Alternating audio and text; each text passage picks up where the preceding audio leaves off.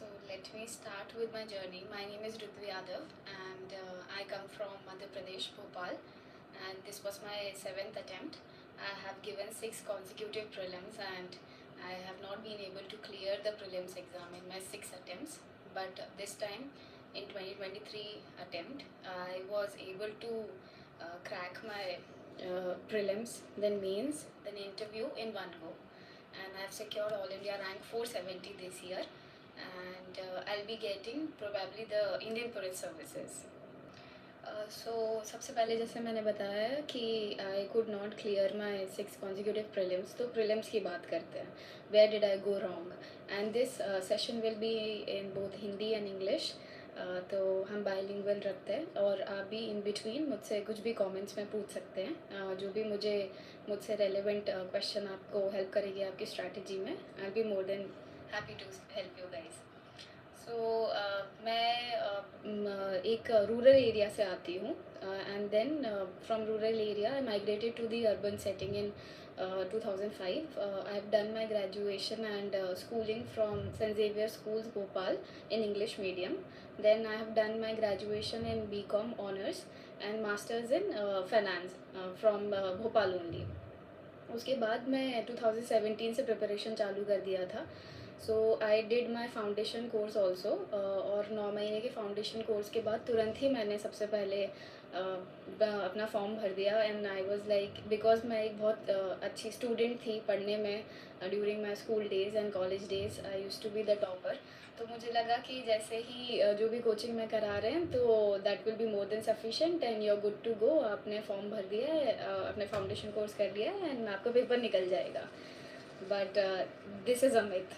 You need to, along with the coaching, you need to study the PYQs. You need to prepare all the topics जो UPSC पूछ रहा है, because through only through PYQs you'll be able to know कि actually UPSC का focus area क्या है. तो आप UPSC के PYQs के थ्रू ये जान पाएंगे कि हिस्ट्री में भी कुछ पर्टिकुलर टॉपिक्स रिपीट हो रहे हैं, पॉलिटी में भी पर्टिकुलर टॉपिक्स रिपीट हो रहे हैं, similarly in geography, environment and science tech और IR. तो सारी चीज़ें आपको तभी रियलाइज़ होंगी जब आप PYQs देखोगे. तो इन माई इनिशियल 2-3 अटैम्प्ट्स मैं सिर्फ कंटेंट के पीछे भाग रही थी इन GS एंड उसके चक्कर में I accumulated a lot of knowledge. मैंने NCERTs भी पढ़ी, मैं स्टैंडर्ड बुक्स पे भी गई, और उसी के साथ मैंने कुछ एक्सटर्नल बुक्स भी पढ़ी जैसे लूसेंट वगैरह, जो उस टाइम पे रिक्वायर्ड नहीं थी. And I use to be over prepared and in those 2 hours of the exam मैं प्रेशर में आ जाती थी. और जब मैं, क्योंकि मैं PYQ देख के नहीं जाती थी तो मुझे नहीं पता था कि एग्ज़ाम का पैटर्न क्या है और कैसे एलिमिनेट करना है, वहाँ कॉमन सेंस लगाना है और अपने प्रेशर को पूरा कंट्रोल करके आपको उन्हीं 2 घंटे में आंसर निकालने हैं. And the best part about the UPSC exam is that they do not, वो नहीं आपसे चाहते हैं कि आप 200 में से 200 लेके आओ. वो बस इतना चाहते हैं कि आप एक bare minimum cut off clear करो, और वो बेयर मिनिमम आप तभी कट ऑफ क्लियर कर सकते हैं जब आप एग्ज़ाम कंडीशन में सबसे पहले जाके मल्टीपल आप रिपीटेशन में एक बार देख लेते हो पेपर को. आप अपने आप को जैसे इस बार मेरे अटेम्प्ट में मैंने ये किया कि 2023 was an exceptional paper, most difficult paper, और आप कितनी भी प्रिपेयर्ड हो उसके बावजूद भी देर आर मैनी कैंडिडेट्स जो इस बार नहीं सिलेक्ट हुए हैं. बट इस बार मैं सिलेक्ट हो गई. क्यों? क्योंकि when I looked at the paper I was like कि ये क्या हो गया है, ये सारे ऑप्शंस चेंज हो गए, एलिमिनेशन टेक्निक यहाँ काम नहीं कर रही है, एंड इस पेपर में मैं क्या करूँगी. मैंने अपने आजू बाजू बगल में देखा कि सबका कंडीशन कैसा है. Then everybody was crying and सबका टेंशन वाला माहौल हो गया था. तो मैंने सोचा कि ठीक है, अब मैं भी क्या करूँगी. तो मैंने शुरू में इनिशियली पेपर को घुमाया, देखा, सारे क्वेश्चंस आइडेंटिफाई करे कि पॉलिटी से ये बन जाएगा, इकोनॉमिक्स से ये बन जाएगा, चलो 40-50 क्वेश्चंस की तो जुगाड़ हो जाएगी.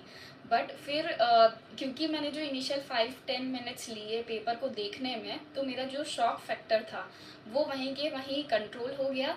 And I was constantly smiling at the paper कि अगर मेरा नहीं होगा तो किसी का भी नहीं होगा, क्योंकि सबके लिए पेपर डिफ़िकल्ट है. And that worked for me. I took my pressure of, और चाहे कितना भी डिफ़िकल्ट पेपर हो, वही स्ट्रैटेजी लगी, वही PYQ. क्योंकि मैं अपने 4थे 5वें अटैम्प्ट में I was completely focusing on the PYQ, और पहले के सारे अटेम्प्ट में मैंने इतने सारे टेस्ट लगाए, इतनी सारी कोचिंग के टेस्ट लगाए, चाहे वो विजन हो, फोरम हो, इनसाइट हो, नेक्स्ट आईएएस हो, सारे क्वेश्चन से मुझे नॉलेज तो बिल्ड अपॉन हुआ, कंटेंट तो बिल्ड अपॉन हुआ, और हमेशा I used to score very good in my mock test. 100 के ऊपर आ रहे हैं, 120 के ऊपर आ रहे हैं, एंड मुझसे हमेशा लोग बोलते थे कि you are always ready to clear this paper, but पता नहीं वहाँ पे I was not able to control my pressures, तो उस चक्कर में नहीं हुआ। फिर लास्ट के 5th और 6th अटेम्प्ट में I was not able to crack my C SAT exam, but फिर मैंने सी सैट की भी स्ट्रैटेजी बनाई। In the last GS I scored around 98 in GS and around 72 in my CSAT paper. तो मैं इस condition में मैंने क्या किया कि सी सैट के लिए मैंने फिर से PYQ पे गई। मैंने आइडेंटिफाई किया कि PYQ में कुछ थीम्स है जो सी सैट पेपर में आ रहा है, जैसे कि नंबर सिस्टम आ रहा है, उससे अराउंड 10 to 12 क्वेश्चन आपके डायरेक्टली इनडायरेक्टली आ रहे हैं। सिमिलरली आप देखो परमिटेशन कॉम्बिनेशन के 4-5 क्वेश्चन आ रहे हैं, पैसेजेस के लगभग 25 से 32 क्वेश्चन आ रहे हैं, और उसके अलावा आपकी लॉजिकल रीजनिंग आ रही है, अजम्पशन बेस्ड आ रहे हैं, डेटा सफिशिएंसी के क्वेश्चंस आ रहे हैं, सिलॉग्स के क्वेश्चंस आ रहे हैं। तो अगर आप पूरा सी सैट नहीं भी पढ़ते हो, प्रॉफिट एंड लॉस नहीं पढ़ते हो, एज नहीं पढ़ते हो, एवरेज नहीं पढ़ते हो, बट आपने ये कुछ टॉपिक्स अच्छे से कर लिए और इनके PYQs लगा लिए, इनका एक पैटर्न पता कर लिया। जैसे इस बार के पेपर में हुआ, 1-2 क्वेश्चन ऐसे थे जो डायरेक्ट PYQ की थीम से निकाले हुए सी सैट के क्वेश्चन थे। अगर आपने वो PYQ सॉल्व किया था तो आप 5 सेकेंड में उसका आंसर निकाल सकते थे। तो this is how PYQ helps. आपका एक बहुत ही आपका पूरा दायरा जो है वो क्लियर हो जाता है कि आपको इतना ही पढ़ना है। Everything under the sun is the syllabus of UPSC, but if you study and stick to the PYQs, your life will be sorted. You will be sorted. You will not have to waste your attempts.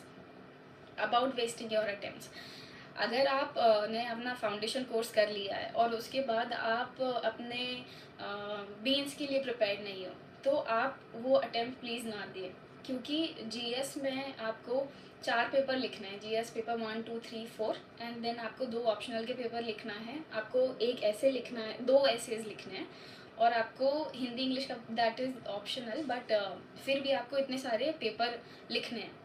तो अगर आप इतने सारे paper लिख रहे हो तो आपको इसकी राइटिंग प्रैक्टिस भी उतनी ही करनी है, क्योंकि प्रीलिम्स एग्जाम आप कितने बार भी निकाल लो, अगर आपने मेंस एग्जाम नहीं निकाला तो you will not get the interview call.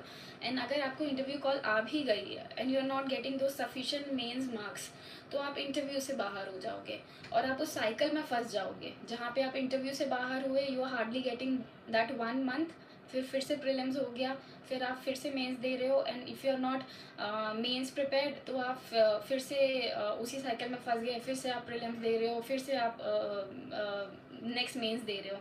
तो आप पहले अपना मेंस सॉर्ट करो। मेंस में सॉर्ट करने के लिए आपको सबसे पहले आइडेंटिफाई करना है आपके सोर्सेज।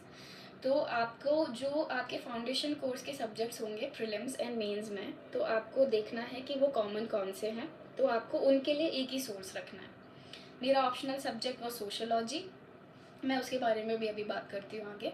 तो जो आपके कॉमन सब्जेक्ट्स प्रीलिम्स और मेंस के हो रहे हैं, आप उनको पहले सॉर्ट करिए, और उसके बाद आप मेंस के जो अलग से टॉपिक्स हैं उनके सिलेबस को देखिए, और उनके सिलेबस से फिर आप अपने खुद हैंड रिटन नोट्स बनाइए।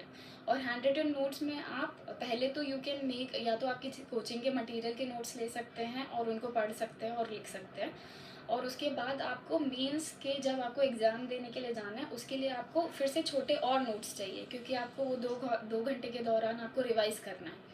तो आप रिवाइज़ तभी कर पाओगे जब आपके पास वो 2 घंटे में पढ़ने के लिमिटेड ड्यूरेशन के नोट्स होंगे, क्योंकि आप सुबह 9 बजे से 12 बजे तक पेपर लिख रहे हो, फिर 2 बजे से 5 बजे तक पेपर लिख रहे हो, तो you don't have the energy, you don't have the extra that capacity कि आप इतना सब कुछ याद कर पाओ। So you just have to write everything in keywords. तो आप GS पेपर 1 में आते हैं, तो हिस्ट्री, जो आपके सिलेबस के मेन टॉपिक्स हैं that is history, geography and society and world history. तो आपकी हिस्ट्री एंड जोग्राफी जो है वो आपका प्रीलिम्स में कवर हो जाएगा, बट उसके अलावा कुछ कुछ इंपॉर्टेंट टॉपिक रहते हैं, जैसे विजयनगर एम्पायर हो गया, जैसे दिल्ली सल्तनत हो गई जो UPSC की फेवरेट थीम है, जो आर्ट एंड कल्चर के क्वेश्चंस है जो मेंस में यूपीएससी पूछता है। तो ये आपको अलग से पढ़ना है और इसके अलग से नोट्स बनाने हैं और आपको पीवाईक्यू प्रैक्टिस करनी है।